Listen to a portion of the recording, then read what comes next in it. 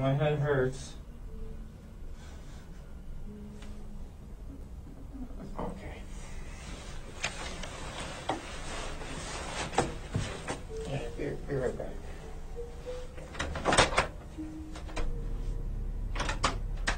Captain, you're not going to believe this one. I can't believe it either. You're right. I've already heard the story. I can't believe it. Ryan Wailer est né le 12 février 1988. Il avait grandi à Phoenix, dans l'Arizona, et entreprenait des études à l'université au moment des faits. Ryan était en couple avec une certaine Heather Quinn, qui était une jeune femme de 21 ans, toujours prête à aider son prochain. Elle était si dévouée à sa tâche que tous les week-ends, elle prenait de son temps pour se porter volontaire auprès de différentes associations pour venir en aide aux plus démunis. Le couple vivait depuis quelque temps au sein d'un appartement et menait une vie plutôt tranquille. À l'approche de Noël, Ryan et Heather avaient prévu de rendre visite au père de Ryan, Don Wailer, et s'étaient donc mis à effectuer les préparatifs pour le jour J. Le soir du 25 décembre 2006, Don Wailer finit de préparer le dîner et s'attend à recevoir le couple. Mais ces derniers ne viendront jamais. Don décide alors d'appeler son fils Ryan, mais il ne répond pas à ses appels. Il décide alors d'appeler sa copine Heather, mais toujours aucune réponse. Voyant qu'il ne répondait pas à ses appels, Don va commencer à se sentir extrêmement bizarre. Il avait un très mauvais pressentiment, comme si quelque chose de terrible s'était passé. Mais au lieu de se rendre directement chez le couple, Don décide d'appeler la police afin qu'ils aillent effectuer une vérification pour lui. Lorsque la police arrive devant l'appartement de Ryan et Heather, ces derniers frappent à la porte mais n'ont aucune réponse en retour. Les policiers décident alors de regarder à travers les fenêtres, mais ils ne voient pas grand chose, il fait un peu sombre et ils ne pouvaient pas affirmer qu'il y avait bien des personnes à l'intérieur. La police va donc rester là pendant quelques instants en continuant à frapper à la porte, tout en regardant autour d'eux et en criant le nom de Ryan et de Heather. Lorsque soudain, la porte s'ouvre et là se tenait devant la police Ryan. Il a un énorme hématome à l'œil gauche ainsi que 2 petites coupures au niveau de son nez. Ryan est debout et fixe les policiers sans dire aucun mot. Mais quelque chose avait attiré l'attention de ces derniers puisqu'en regardant derrière Ryan, ils aperçoivent une femme allongé sur un sofa et qui ne semblait pas bouger. Les policiers décident alors de demander à Ryan ce qu'il s'est passé et pourquoi il avait des hématomes sur le visage. Ryan, toujours debout et d'un air totalement stoïque, va alors leur dire qu'il ne sait pas trop ce qu'il s'est passé, qu'il ne sait pas pourquoi il est dans un tel état. Bref, Ryan a l'air extrêmement confus. Malgré son comportement assez bizarre, Ryan semblait se porter assez bien. La police enchaîne alors en lui demandant qui était la jeune femme qui était allongée sur le sofa. À cette question, Ryan va leur répondre que cette femme était tout simplement en train de dormir, sans confirmer qu'il s'agissait bien là de Heather. Les policiers vont alors enchaîner en lui disant qu'ils étaient là de la part de son père, car ce dernier s'inquiétait pour lui et pour sa copine. Et afin de s'assurer que tout était en ordre, les policiers décident alors de demander à Ryan de les laisser passer afin de réveiller la jeune femme sur le sofa pour voir si elle va bien. En pénétrant dans le salon et en se rendant directement auprès de Heather, la police réalise qu'elle n'était pas en train de dormir, mais que celle-ci était déjà morte depuis un bon bout de temps. Et pour cause, elle avait tout simplement reçu une balle dans la tête. Immédiatement, la police va arrêter Ryan sur le champ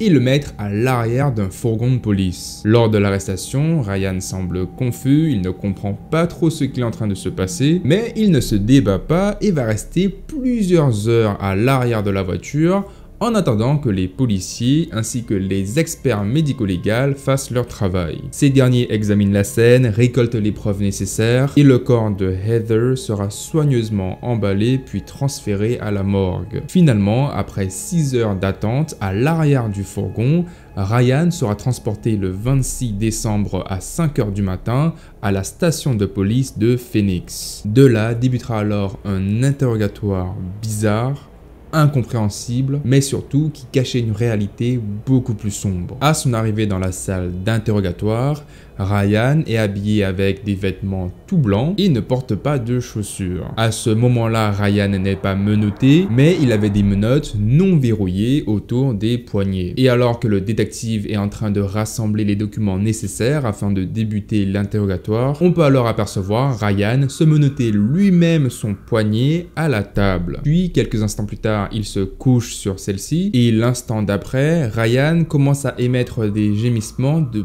plus en plus forts et décide alors de se lever, mais semble oublier qu'il était rattaché à la table. Finalement, quelques minutes plus tard, le détective en charge de l'interrogatoire arrive dans la pièce et informe alors Ryan que l'un de ses collègues va venir dans la pièce afin de prendre des photos de ses pieds. Ryan, toujours dans la confusion la plus totale, acquiesce et se laisse prendre en photo. Après environ 10 minutes, l'officier en charge de prendre les photos quitte la pièce et de là va pouvoir alors débuter l'interrogatoire. Le détective qu'on va nommer John va commencer en demandant des questions très simples à Ryan, comme son nom, sa date de naissance ainsi que son numéro de sécurité sociale. Ryan répond sans aucune difficulté, mais lorsque le détective lui demande s'il savait pourquoi il était là, Ryan va tout simplement lui répondre qu'il n'avait aucune idée. John enchaîne ensuite en l'informant qu'il va s'apprêter à lui lire ses droits. Mais vous allez voir que cela ne va pas vraiment se passer comme il l'espérait.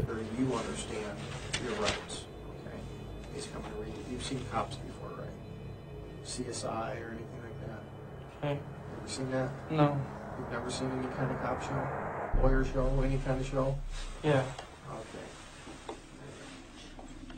Comme vous venez de le voir, Ryan vient tout juste de mentir. Et non, il ne vient pas de mentir par rapport à une question l'accusant du meurtre de Heather, mais à une simple question sur oui ou non s'il avait déjà vu des séries ou des documentaires traitant de crimes. Pour John, le détective, ça n'a pas vraiment de sens et le fait que Ryan lui mente à cette question le perturbait énormément. Quoi qu'il en soit, John décide de lire ses droits à Ryan et de continuer l'interrogatoire. Le détective continue alors en demandant à Ryan quel était son niveau scolaire le plus élevé. À cette question, Ryan va tout simplement répondre qu'il ne sait pas, mais en insistant un peu plus, il finit par dire qu'il s'est arrêté à la 4e. John décide alors de lui poser une question très simple, en lui demandant tout simplement s'il avait obtenu son GED, qui est tout simplement l'équivalent du diplôme du baccalauréat qu'on obtient à la fin du lycée. Et normalement, si Ryan dit vrai et qu'il s'est effectivement arrêté à la 4e, il n'a donc techniquement pas ce diplôme en sa possession. Do you have a GED? I don't know. You don't know what? I don't know. I don't know. I just want to go home. Well, you're not going to go home right now. Did you graduate high school? No. And the highest you went was 8th grade? Mm. Yep. Do you know how to read and write, Ryan? Yeah.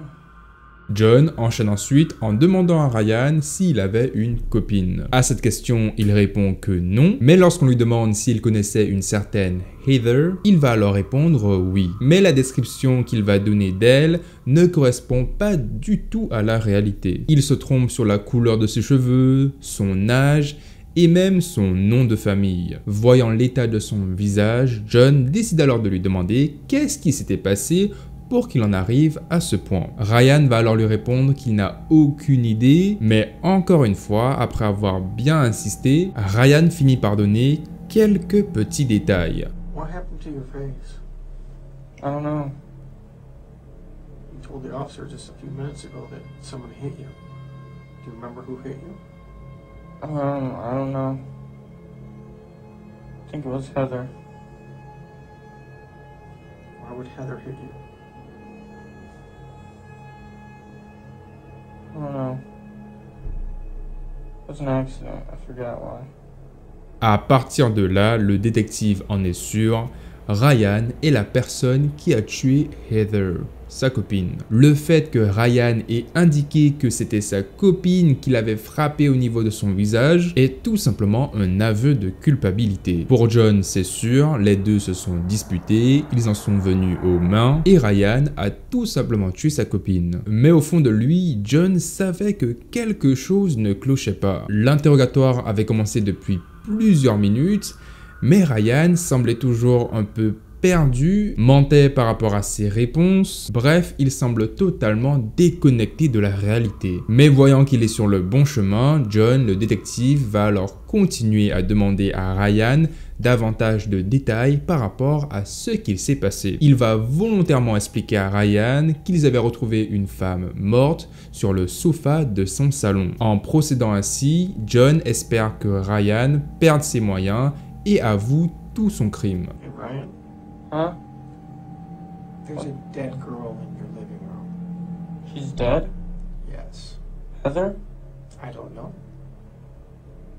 I want to know what happened in your house last night.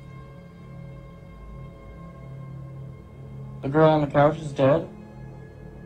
I don't know if she's on the couch. She's dead.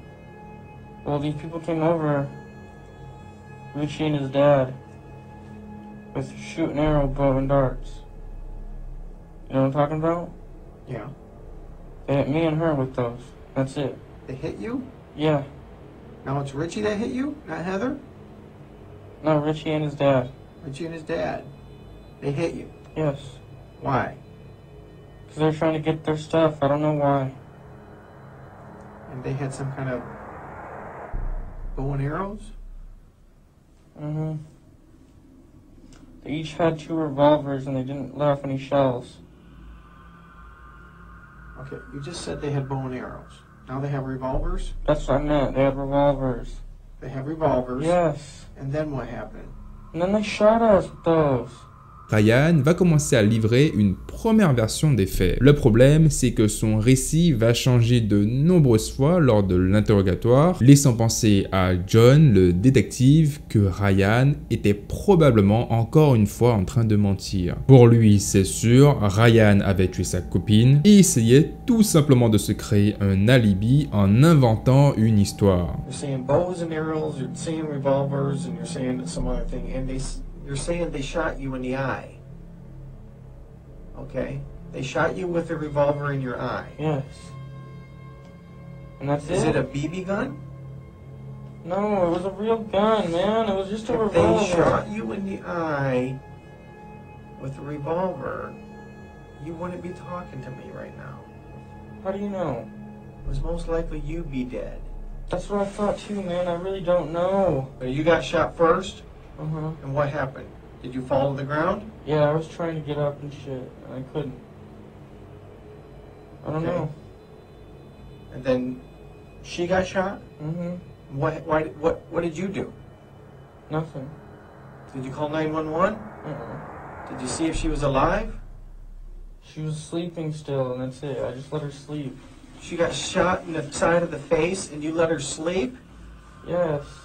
This does not make sense, Ryan. Aux alentours de 5h52 du matin, après 45 minutes d'interrogatoire, John n'avait toujours pas la preuve formelle que Ryan avait bel et bien tué Heather. Un peu plus tôt, il a effectivement précisé que c'était Heather qui lui avait fait ces hématomes sur le visage, mais ce n'était pas suffisant pour l'accuser. Le détective est vraiment confus, il ne sait pas trop vraiment comment gérer la situation, quand soudain, il aperçoit quelque chose sur le visage de Ryan. Il lui demande de s'approcher afin qu'il puisse l'examiner de plus près. Bring your face closer. Oh, my head hurts. Okay.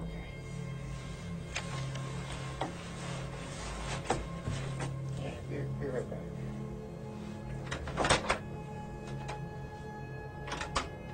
Ce que le détective vient de découvrir, ce sont 4 orifices provoqués par des balles de pistolet. Ryan était en réalité la victime d'une terrible attaque dont il a réussi à s'en sortir vivant. Tout commence un mois avant la terrible attaque. À cette époque, un certain Richie Carver, 23 ans, habitait avec le couple dans leur appartement. Mais petit à petit, Richie a commencé à avoir des sentiments pour Heather. Elle va alors en parler à son copain Ryan, qui va alors très mal le prendre. Si mal qu'il décide tout simplement d'expulser Richie de la maison. Et là, vous commencez à comprendre, pris d'un désir de vengeance, Richie, accompagné de son père Larry Carver, 54 ans, décide alors de se rendre directement chez Ryan et Heather pour leur donner une terrible leçon. Le 23 décembre 2006, ils arrivent devant l'appartement et frappent à la porte. Mais lorsque Ryan les aperçoit, celui-ci essaie alors de refermer la porte afin de les empêcher de rentrer. Mais dans le feu de l'action, Richie dégaine son pistolet, le passe à travers la fente et tire 2 fois sur Ryan. La première balle rentre par le côté droit de son nez, puis ressort par le côté gauche, tandis que la seconde balle pénètre à partir de son œil gauche pour venir ensuite directement se loger derrière son crâne. L'impact est si puissant qu'il brise la boîte crânienne de Ryan, propulsant des morceaux de son crâne à l'intérieur de son cerveau. Richie et Larry vont alors laisser Ryan pour mort au sol et se diriger vers le salon. De là, ils vont voir Heather qui était en train de dormir sur le canapé et vont alors lui tirer une balle dans la tête. Ils vont ensuite voler tout ce qu'ils peuvent et quitter la scène. Père et fils seront plus tard arrêtés par la police après l'interrogatoire de Ryan et seront condamnés à la prison à vie. Heather, elle, est morte sur le coup, mais Ryan, lui, avait survécu. Quelques heures plus tard, il se réveille, il est dans les vapes, il ne sait pas trop ce qui est en train de se passer, et en apercevant sa copine allongée sur le canapé, il se dit qu'elle était probablement en train de dormir, et il retourne alors dans sa chambre pour continuer lui aussi à dormir. Le 24 décembre, Ryan se lève et n'a toujours aucune idée de ce qui est en train de se passer. Les dégâts au cerveau ont complètement ravagé sa pensée, sa conscience est totalement altérée et ses mouvements sont complètement erratiques. Durant toute la journée, il va se balader sans se douter une seule seconde que sa copine était morte. Le soir venu, il part se coucher et le 25 septembre, il se lève à nouveau et continue à déambuler dans son appartement. Finalement, la suite de l'histoire, vous la connaissez, les policiers vont intervenir sur place, l'arrêter, l'interroger et le faire passer pour le tueur. Mais le problème, voyez-vous, c'est que Ryan avait déjà passé plus de 3 jours avec cette balle dans la tête et la condition de son cerveau ne faisait que se détériorer minute par minute. Lorsque la police le découvre, il va passer 6 heures à l'arrière d'une voiture de police sans aucun traitement médical, puis il passera plus de 2 heures dans une salle d'interrogatoire tout en sachant que chaque seconde qu'il passait avec cette balle dans le crâne détruisait considérablement ses chances de s'en sortir vivant. Mais comme vous l'avez vu, lorsque le détective s'aperçoit de son erreur, il va alors immédiatement appeler une ambulance. Voici d'ailleurs un enregistrement des pompiers qui ont été appelés sur place avant les ambulanciers. Captain, you're not going to believe this one. I can't believe it either. You're right. I've already heard the story. I can't believe it. This is just my observations that this might be an entrance, this might be an exit, this might be into his eye. And he's acting like he has a serious head injury, which would make sense. Au final, Ryan sera transporté à l'hôpital où il va y subir une lourde intervention puisqu'une partie de son cerveau lui sera enlevée et on lui retirera aussi tout son œil gauche. Après l'intervention, il perdra la quasi-totalité de sa vision et sera laissé avec de très grosses séquelles qui l'a d'ailleurs poussé à retourner vivre avec ses parents car il ne pouvait tout simplement plus vivre indépendamment. En 2016, soit 10 ans plus tard, Ryan mourra d'une attaque cérébrale qui était directement liée à l'agression qu'il avait subie, mais aussi en grande partie par le manque de soins qui ne lui ont tout simplement pas été administrés à temps. Si les enquêteurs l'avaient directement amené à l'hôpital, il aurait sûrement reçu de meilleurs soins dans un délai plus court, ce qui aurait peut-être permis d'atténuer les séquelles. Lorsque l'affaire a été rendue publique, une enquête interne a été menée au sein de la police, mais aucun coupable n'a finalement pu être retenu. Les parents de Ryan, eux, continueront à vivre avec cette douleur au fond d'eux, et malgré la possibilité de mener un procès contre les policiers, les parents de Ryan vont tout simplement décider de ne pas le faire, car pour eux, peu importe les actions menées,